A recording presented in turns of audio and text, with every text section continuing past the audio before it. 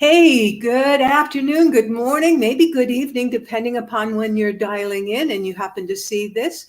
I'm Dr. Nancy Zaire, the Sales Whisperer, and it's my pleasure today to talk with Steve Rosenbaum, who is the founder of Flawless FollowUp. So, Steve, people don't know who you are. Would you give a quick little background about how you came to do what you do? Absolutely, Nancy. And thank you so much for having me on the program. Very, very excited about this.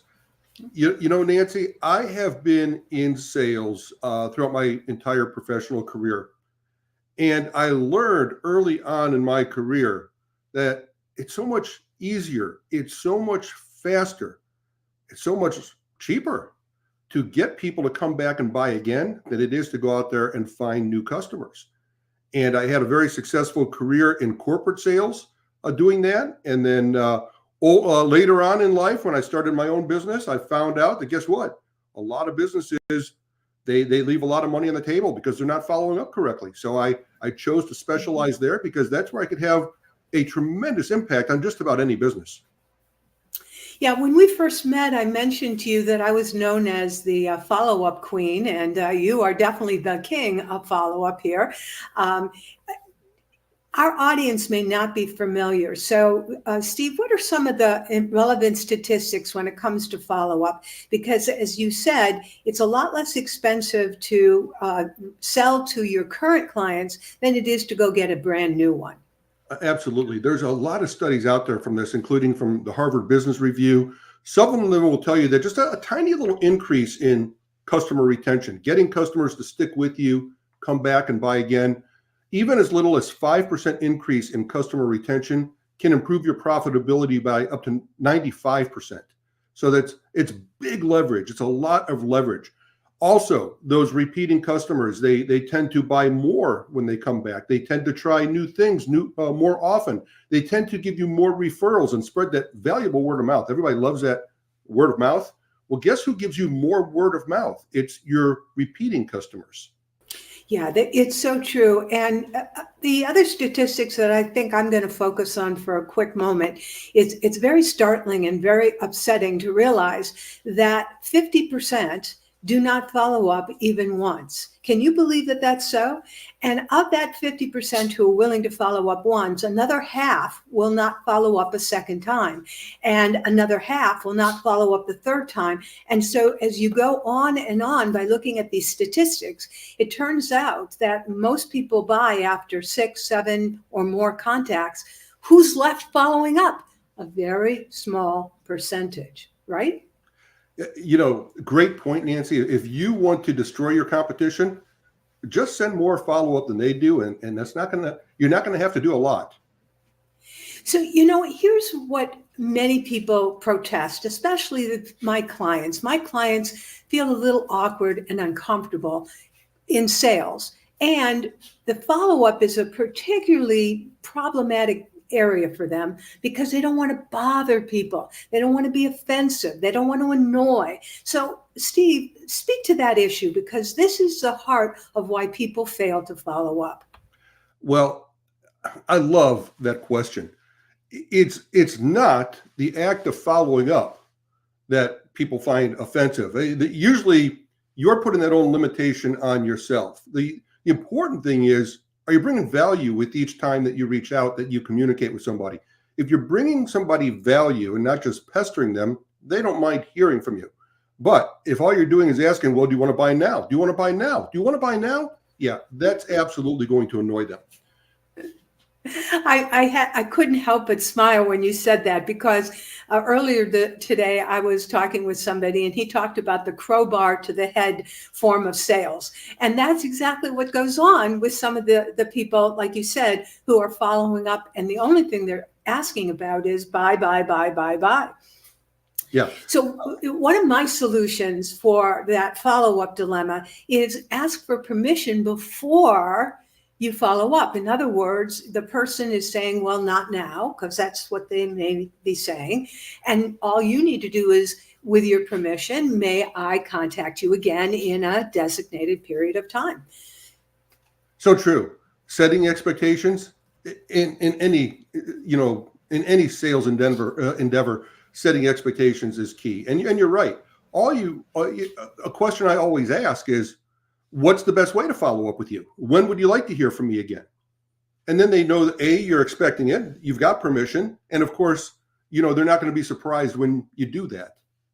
Yeah, and not only will they not be surprised, but they'll welcome it. I find it's very interesting that to some extent our prospects are actually putting us to the test. How professional are we? Are we actually going to keep our word when we say we're going to follow up and send them material or whatever it is that they have agreed to receive? Would you agree that there is a certain testing going on? Can I actually tell you, how about a little story about that that actually prove that point that it's true? And then I'll give you a tip so that you could do this yourself. Would that be okay? Of course. Okay. Well, the first story I'll tell you is about a client named Mark that I got a few years ago. But I met Mark at a trade show. And here's the amazing thing about trade shows. A lot of companies go there. A lot of companies spend a lot of money to exhibit, and they collect leads, and they do a horrible job following up from those trade shows. But of course, that's one of the things that I made sure that anytime that I was involved in a trade show, I did. So I met Mark at a trade show. He was interested in my product, in following up.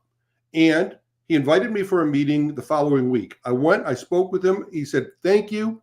But I just signed a new contract for marketing on TV, spending about $5,000 a month with TV. And so right now, I'm not going to do it. Now, I went back. My system kept engaged with Mark, all right, with content, with quality, with value, but it followed up with him regularly, consistently. 15 months later, I got an email in my inbox, and it was actually a reply to an email that I had sent out. And he simply wrote on it, I'm hiring you. It's the best follow-up ever. And I got to tell you, embarrassingly, I hope Mark's not watching, I had to go back in my system and remind myself who he was. But yet I won the job by having a system in place to do that, which, just yesterday, I was on a sales call and people asked me about that or said, one of the reasons I don't want to be automated is because I believe I have to be personal. I can't be automated. They're not mutually exclusive. And that story with Mark proves that point as well. Yeah, I love that. And, this may be a great time, Steve, to really identify for our listeners, what is that system? If you can, encapsulate it for us, because you can see how powerful it is when people follow up. And because it's automated, it's going to take a little bit of the pressure off the individual. So tell us about that system, please.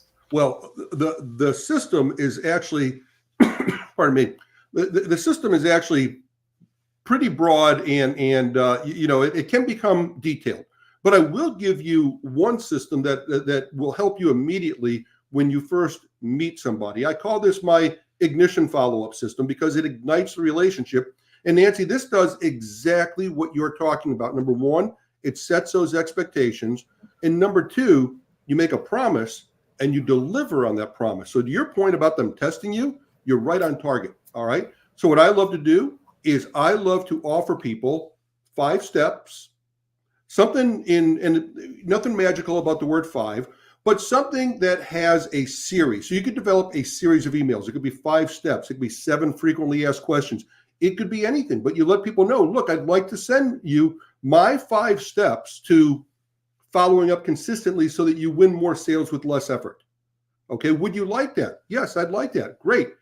Guess what? I don't send them one email with 5 steps. I send them 5 emails. And the first email says, step 1, do this. Tomorrow, watch out for step 2. I'm going to send you that. I set there, I create anticipation and I set expectations and then I deliver on my promise. And to your point, that's how I win the test. Yeah. It's such a beautiful system. I have something similar too, where I let them know, expect so many emails over this period of time, etc. And the nice thing about that, Steve, is that if they do open number 4 or number 5, because we both know people don't always open their email on the day it is received, and it says 5 steps, and this is step 4. Wait a second, I got to go back and look at the other ones, right? So true. So true. And by the way, that's what happens when you do things like this. And we talked about beating your competition by following up better. Oftentimes, what's going to happen is I have a saying in all my training, and I talk about ready, willing, and able. That's when people buy from you. They have to have all 3 things. They have to be ready, willing, and able, right, to make that purchasing decision. If they only have 2 out of the 3, they can't make that purchasing decision. So you may meet somebody and they may have 2 out of the 3. They can't make the purchasing decision today. But when you do everything we're talking about here, Nancy, to your point, maybe 6 months from now, their situation changes. Now, maybe they are ready, willing, and able. Oftentimes what will happen is they might not remember you by name or anything else, but they say, you know what? It's that person that's been doing a great job emailing me. All I've got to do is go look at my inbox and I'll find that person and get in touch with you. And I win a lot of business doing exactly what you just said. Yeah, it is flawless. Flawless follow-up is the name of the game. So Steve, we will put your contact information in the comments section, but for people who may be, not reading it, etc., why don't you tell us how we can contact you? Well, certainly flawlessfollowup.com is my website, and you can go there and you can find there's a web chat widget right there. So just tell me right there that, hey, I saw you on Dr. Nancy's show, and I'd love to meet you that way. Also, I think we're broadcasting on LinkedIn. You and I both love LinkedIn. You'll find me on LinkedIn. I am King of Follow-Up on LinkedIn. So you'll find me that way as well. Yeah. So if you've gotten value from some of these ideas, and there's some great tips. I mean, Steve is a good guy to know. Go ahead and either ask your questions when you've seen the replay, or if you're here live, feel free to jot in a question, because this is the fellow who has studied follow-up and has a system that absolutely works and guarantees results. And this is usually an area where a lot of professional people fall down. They fall down for many reasons, not the least of which is they don't know what to do. Nancy, thank you for that. And if I may add, not just studied it, but first of all, I teach it, and I work with clients as well, and have produced many courses and have clients in more than 155 different countries. So I've worked with businesses of all types, and I'm sure who's ever watching today, I could help your business as well. Amen. So again, for those of you who have any questions, comments, we look for them in the comment section. You can get a hold of Steve through flawlessfollowup.com. And for your sales success, this is Dr. Nancy Zaire bidding you a great day. Thank you, Dr. Nancy. You're welcome.